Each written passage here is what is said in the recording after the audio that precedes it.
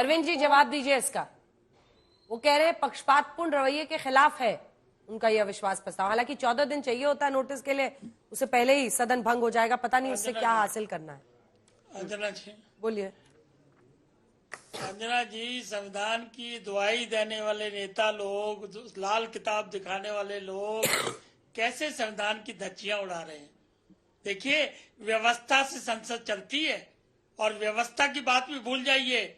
जब ये लोग कहते हैं ना कि फला 267 में बहस चाहिए, तो रेफरी पे तो यकीन करोगे ना। कम से कम जो अंपायर बैठा हुआ है, संवैधानिक स्थिति से बैठा हुआ है, उस पर ही आरोप लगाने शुरू कर दिए। इसीलिए मैं कहता हूं कि चाहे वो निशिकांत दुबे के आरोप हैं, चाहे नड्डा साहब के आरोप है, उन आरोपों को भी गंभीरता से सोचना होगा और वो जब देखना होगा उन मामलों को, क्योंकि इंटरनेशनल इंटरफेरेंस पड़ा हुआ है भारत के पीछे।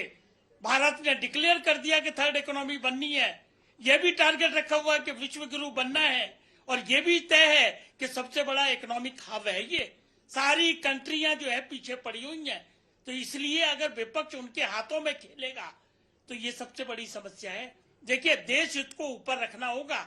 क्या हास्यास्पद बात कर रहे हो कि स्पीकर साहब हंसते हैं या स्पीकर साहब ठीक से बात नहीं करते हैं? अरे भाई, रूल बुक है, speaker is bound to act according to the rule book. क्यों आप इंसिस्ट करोगे 267 में डिबेट होगी? ये तो स्पीकर डिसाइड करेगा ना, इसमें कोई समझाने की बात नहीं है। अडानी का मुद्दा है। अडानी का मुद्दा क्या है? चर्चा स्पीकर अगर चाहेगा तो कराएगा, नहीं कराएगा तो नहीं करेगा। आप ग्राउंड पे भी पत्थरबाजी करते हो और संसद में जुबानी पत्थरबाजी करने दोगे, संसद को चलने नहीं दोगे। ये भूल जाओगे कि 9 करोड़ रुपया एक दिन का लगता है, ये टैक्स पेयर्स मनी है। डेमोक्रेसी को मिसयूज करने की बात करोगे, जिम्मेवारियां समझनी होंगी। अगर आप डेमोक्रेसी की बात करोगे, सब पुराने लोग हैं, सब समझदार लोग हैं, लेकिन मिसयूज ऑफ डेमोक्रेसी तो कभी नहीं होना चाहिए। कोई आरोप बताइए, कौन सा आरोप? प्रधानमंत्री के ऊपर आरोप क्या है? इनका आरोप है पक्ष का कि अडानी से उनकी यारी है।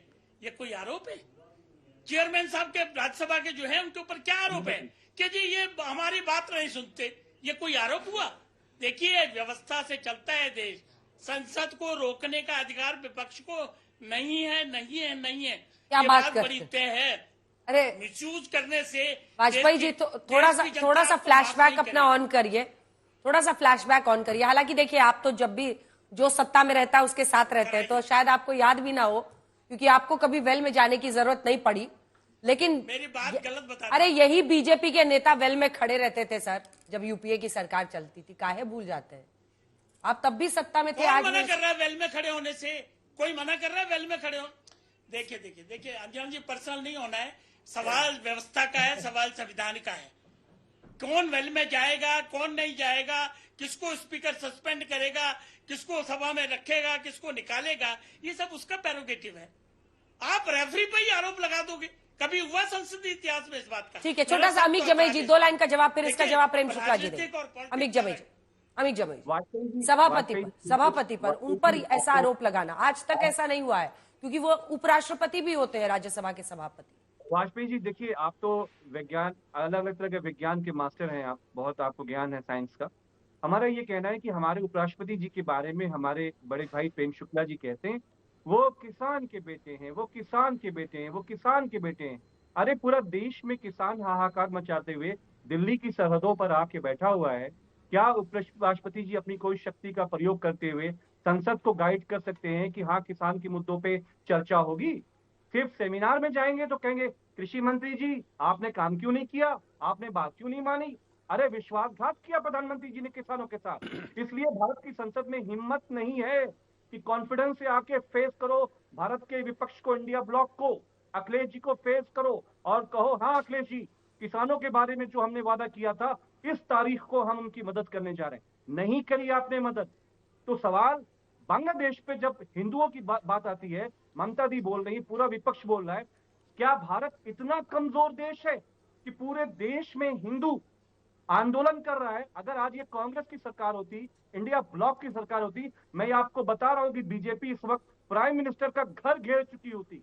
मैं देश के शांतिपूर्वक हमारे हिंदू भाई हैं उनसे कहूंगा, अपनी शक्ति का उपयोग करते हुए सरकार को, भारतीय जनता पार्टी का कार्यालय, प्रधानमंत्री जी का घर घेरो, तब ये जाके कुछ बोलेंगे। चीन को तो आंख दिखाते हैं, और बांग्लादेश एक ऐसा देश है जहां हमारे हिंदू अंडर प्रेम अटैक शुक्ला है। जी जवाब दीजिए। किसान से लेकर बांग्लादेश के मुद्दे पर वो आपको घेर रहे हैं, आपकी सरकार कुछ करती क्यों नहीं? वो कह रहे हैं उनकी सरकार रहती तो अब तक पीएम हाउस का घेराव हो गया होता। जी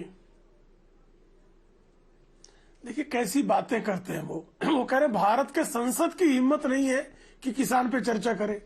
वो समग्र संसद की संवैधानिक महत्ता को कलंकित करने का कुत्सित कुकर्म कर रहे हैं बैठ के यहां।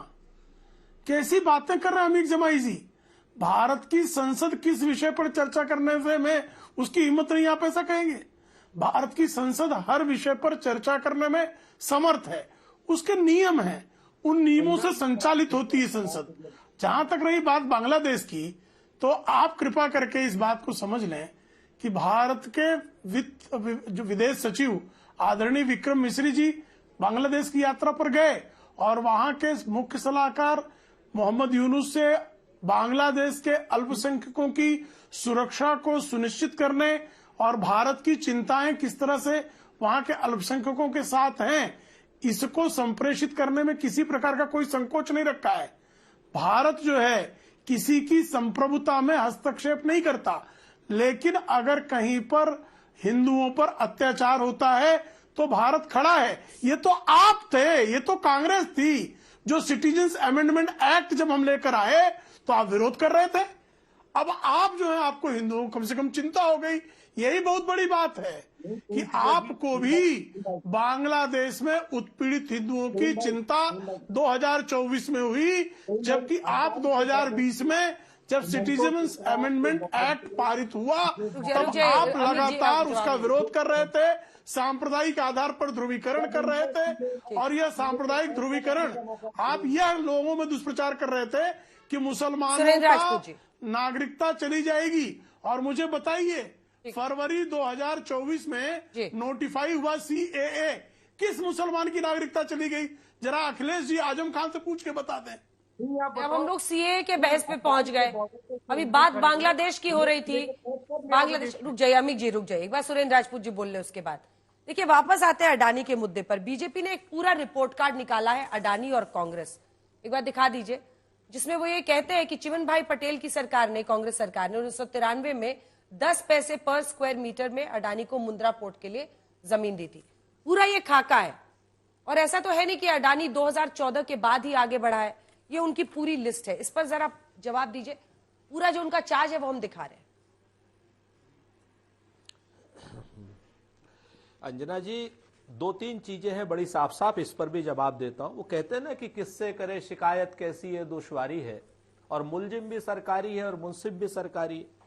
अभी हमारे मित्र हैं पंडित जी वाजपेयी जी, कहने लगे साहब एम्पायर की बात तो, रेफरी की बात तो आपको माननी पड़ेगी। तो छोटी सी बात है, कपिल देव ने सुनाई थी। फैसलाबाद में टेस्ट हो रहा था और कपिल पहले बार गए थे वहां पर फैसलाबाद में। तो वो 2 बार उन्होंने LBW की अपील की।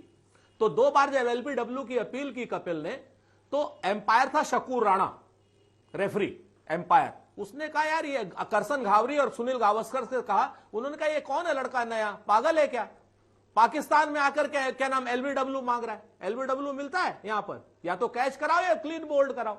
तो आज की डेट में अगर हमारे रेफरी शकूर राणा हो जाएंगे या खिजर हयात हो जाएंगे तो निश्चित तौर पर शिकायत करनी पड़ेगी। वाजपेयी जी इस चीज को समझ लीजिए, आपको देश के संविधान के अनुसार, संसद की गरिमा के अनुसार प्रतिपक्ष को अपना मित्र मानना होगा। प्रतिपक्ष को अगर आप अपना दुश्मन मानेंगे तो वो चाहे जगदीप धनखड़ हो या आप हो, आपके खिलाफ बात चलेगी। हम किसी व्यक्ति के खिलाफ नहीं है, हम सभापति के उस आचरण के खिलाफ हैं। सभापति जो आचरण इस वक्त प्रतिपक्ष के साथ कर रहे हैं और एक तरफा कार्रवाई कर रहे हैं, वो सत्ता पक्ष के पुत्र की तरीके से काम कर रहे हैं और विपक्ष के ऊपर प्रहार कर रहे हैं आज की डेट में। तो इस चीज को जान लीजिए, शकूर राणा ना बने कोई। एक बात। दूसरी बात आपने अंजना जी कही कि 14 दिन चाहिए होता और पता नहीं क्या हासिल हो जाएगा। मसला हासिल होने का नहीं है, मसला संसद पर, संविधान पर, लोकतंत्र पर विश्वास का है। हम जीते या हारे, लेकिन अगर लोगों को जब यह पता चलेगा कि सभापति पक्षपाती है, सभापति पक्षकार है, सभापति आज की डेट में अपने ड्यूटीज को क्या नाम डिलीवर करने के काबिल नहीं है, तो ये अपने आप में लोकतंत्र को बचाने के लिए आज नहीं कल, कल नहीं परसों मील का पत्थर हासिल होगा। तीसरी लेकिन बात मैं डिवीजन आपको ऑफ वोट कहूं, से ही अभी तय इन्होंने होगा कहा ना कि देश विरोधी सुरेन जी। ताकतों के साथ विपक्ष मिले। जी सुरेन जी, डिवीजन ऑफ वोट से ही तो तय होगा ना मैं कि ये तो जो आप कहता हूं हार प्रस्ताव जाएंगे। लाए उसके पक्ष में ज्यादा लोग हैं या उसके विपक्ष में है? अंजना जी, अरे अंजना जी, हम तो कह रहे हैं हम हार जाएंगे, लेकिन लोगों को पता तो चलेगा ना, कोई सारी चीजें जीतने के लिए नहीं है। हम हार जाएंगे, मान लीजिए हम हार गए। अगर लोकतंत्र में बहुमत ही सर्वमत है और बहुमत के जोर पर डंडा आप चलाएंगे, डंडाशाही चलाएंगे, तो जनता अपने आप खड़ी होगी। हमें इस बात से नहीं, हमें तो यह पता करना है कि अगर आप सत्ताधारी पक्ष जो है इनको इस तरीके से निर्लज्ज तरीके से बचाएगा इनके गलत कामों को, तो दुनिया देख रही है, जमाना देख रहा है। मसला हार जीत का नहीं है, ठीक है, मसला आखिरी चर्चा पॉइंट का आपका बचा था। मसला उनकी बेईमानियों का है। अब आप आ जाइए, अभी आखिरी पॉइंट मैं आपसे बताऊं। अभी कहा गया, हमसे कहा गया कि विपक्ष देश विरोधी ताकतों के साथ भारत की अर्थव्यवस्था को खराब करने के लिए देश विरोधी लोगों के साथ जुट गया है। अरे भाई, इतनी बड़ी बात पंडित जी आपको पता है, आदरणीय वाजपेयी जी, प्रेम शुक्ला जी ने तो नहीं कही, तो अगर आपको इतनी बड़ी बात पता है तो उन विपक्षियों के खिलाफ कार्रवाई क्यों नहीं करते? बड़े सुप्रीम कोर्ट के लॉयर हो आप।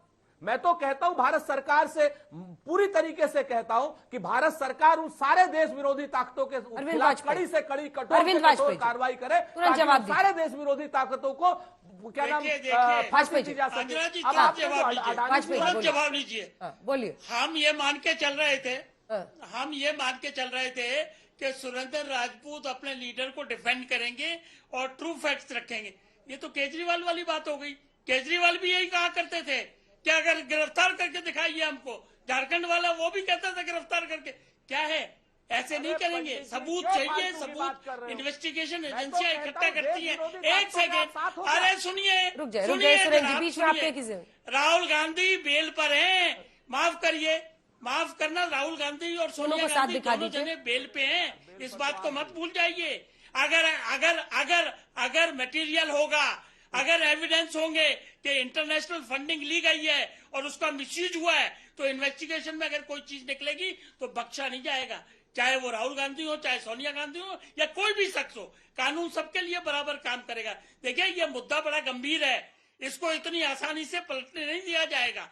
चाहे ये सोरस का मामला इंटरनेशनल फंडिंग से जुड़ा हुआ मामला है, देश के हित के खिलाफ क्या साजिशें चल रही हैं, ये सब चीजों को जानकारी में लेना होगा। और ये सरकार सक्षम है, माफ करना, ये सरकार पूरी तरीके से जानकारी हासिल कर रही है और जब एविडेंस मिलेगा कार्रवाई होगी। इसलिए कृपया करके इस मामले को इतना आसान मत लीजिए। और जहां तक राज्यसभा के चेयरमैन का सवाल है, आपका आरोप तो क्या है? What is charge? रूल से काम करेंगे राज्यसभा के चेयरमैन साहब होंगे या लोकसभा के? इसमें कौन सा रूल वायलेट किया? आप बताइए, एक रूल, एक एग्जांपल दीजिए कि ये वायलेट किया। खोखे दावे लगाओगे और आरोप लगा के भाग जाओगे। आप वही लोग हैं जो बाफर रॉफेल्स पे लगाया, पेगासस पे लगाया, बीबीसी पे लगाया, हिंडनबर्ग पे लगाया, ये इलेक्ट्रल बॉन्ड पे लगाया। कहां टिके? कौन सा आरोप आपका बैठा सही? बताइए ना। और सारे के सारे आरोप सुप्रीम कोर्ट में जांच की हुआ, जुडिशियल स्क्रूटनी भी हुई है। तो इसलिए प्लीज, देश हित सर्वोत्तम होता है और सरकार का ये फर्ज है कि देश हित के साथ कोई समझौता नहीं होगा। ये संविधान की परंपरा और संविधान का। सुरेन जी, छोटा सा जवाब फिर आने में मामले की गंभीरता। बहुत छोटा सा जवाब दे रहा हूं। आप पंडित जी शायद भूल गए, मति भ्रम का शिकार हुए। इलेक्टोरल बॉन्ड पे सुप्रीम कोर्ट ने क्या कहा, और समय आने दीजिए राफेल पर भी, और समय आने दीजिए पेगासस में भी जेल भेजेंगे। याद रखना मेरी बात को। और आपने जो बात कही ना, बिल्कुल पूरी तरीके से। और हम आपसे एक चीज कहते हैं कि आरोप लगाकर भागने का काम, हाँ आरोप, अरे धमकी नहीं दे रहे हम तो आपको बता रहे पंडित जी, आप तो हमारे भाई हो, उसके वक्त आप सत्ता में आ जाओगे। आप चक्कर में ना रहो, आप विपक्ष में रहने वाले। अरे हम आपको बहुत जिम्मेवारी से कहते, हम आपको जिम्मेवारी से कहते हैं कि जिस तरीके से भारतीय जनता पार्टी और उसके सहयोगी दल इस समय संसद को नहीं चलने देना चाह रहे हैं, उससे बहुत स्पष्ट हो रहा है कि अडानी के साथ यारी इनके आज की डेट में डर का कारण है, इनको जेल जाने की समस्या है। ये जितना भी इन लोगों ने संसाधनों पर कब्जा सिर्फ एक आदमी को दे दिया है 2014 से अब तक, रेल दे दी, तेल दे दी, पोर्ट दे दिया, सारी चीजें जिस तरीके सड़क दे दी, आसमान से लेकर के और पाताल तक, खनन तक का सारा काम दे दिया है। आने वाले समय में इस पर चर्चा आप क्यों नहीं करना चाहते? आप हमको सिर्फ इतना बता दो। एक बात की बात है कि आप इस पर चर्चा करने में भागते क्यों? शुक्ला जी, चर्चा करने से क्यों भाग रहे हैं? भाग कौन रहा है? भाग रहे हैं राजपूत जी। राजपूत जी भाग रहे हैं। आपने इनसे पूछा मुंद्रा 10 पैसे पर मीटर की दर पे क्यों दे दिया? आज तक कांग्रेस इसका उत्तर नहीं दे रही है। खनन आपने छत्तीसगढ़ में क्यों दे दिया? इस पर कांग्रेस चर्चा को तैयार नहीं है। राजस्थान में आपने ठेके क्यों दे दिए और फूल क्यों बरसा रहे थे? श्रीमान अशोक गहलोत श्रीमान गौतम अडानी पर फूलों की वर्षा क्यों कर रहे थे? इसका उत्तर आपके पास नहीं है। शंकर सिंह वाघेला क्यों उपकृत कर रहे थे श्रीमान गौतम अडानी को? इसका उत्तर आप देने के लिए तैयार नहीं है। आजकल अंबानी का नाम भूल गए आप। कुछ मिल गया क्या? आप ही के अधीर रंजन चौधरी आपके लोकसभा में नेता थे। एक इंटरव्यू में उन्होंने कहा कि अडानी कुछ पैसे देते तो हम बोलना बंद कर दें। ये मैं नहीं कह रहा हूं, आपका नेता जो लोकसभा में कांग्रेस के गुट नेता थे श्रीमान अधीर रंजन चौधरी, उनकी वीडियो वायरल है। वो कह रहे थे कि अडानी कुछ देते तो लगता है अंबानी के यहां से कुछ प्राप्ति हो गई है। छोटा सा जवाब सुरेश जी। गांधी अंबानी का नाम नहीं ले रहे हैं। छोटा सा जवाब। लोग पेंटिंग बेच कर कह रहे हैं अंबानी से कुछ मिल गया क्या, उसका नाम नहीं ले रहे। जो नेशनल हेराल्ड बेच के खा और मुंद्रा पोर्ट को तो 2009 में जाने के लिए अडानी के एयरक्राफ्ट में गए थे वाड्रा साहब। दोनों पर जवाब, अडानी अंबानी पर। जी जी, मैं 2-3 चीजें जल्दी सर। मैं तो अडानी अंबानी पर, अडानी भी कोई जिस तरीके से संसाधनों पर कब्जा करेंगे तो अंबानी पर भी जवाब होगा। और वाड्रा अगर वहां गए थे तो वाड्रा जी से पूछे, वो राजनीति में नहीं है ना, मतलब उनके लिए हमें जवाब देने के लिए अधिकृत नहीं। 3 बातें हम कहते हैं। अशोक गहलोत ने अगर अडानी को जो भी गलत वो किए हैं उसको कैंसिल करिए। छत्तीसगढ़ में अगर कुछ गलत हुआ है तो कांग्रेस के खिलाफ भी और अडानी के खिलाफ भी FIR दायर कीजिए। मुद्रा पोर्ट में अगर 10 पैसे की जमीन हमने गलत दी है चिमन भाई पटेल ने, तो बिल्कुल, अरे अगल बगल नहीं, आपकी हिम्मत हो, आपका हैसियत हो, आपका हौसला हो तो करिए FIR। हम तो यही चाहते हैं। हम तो ये नहीं, कोई अगर बगैर नहीं। अरे ये शुक्ला जी सिर्फ एक लाइन में जवाब, सिर्फ एक लाइन। शुक्ला जी एक लाइन, टाइम खत्म हो गया। सीधे बात कीजिए, FIR करिए अडानी के खिलाफ। वो कह रहे हैं FIR जेल के द्वार पर खड़ी है। 400 BC की केस में जेल के द्वार पर खड़ी है बेल लेकर श्रीमती सोनिया गांधी।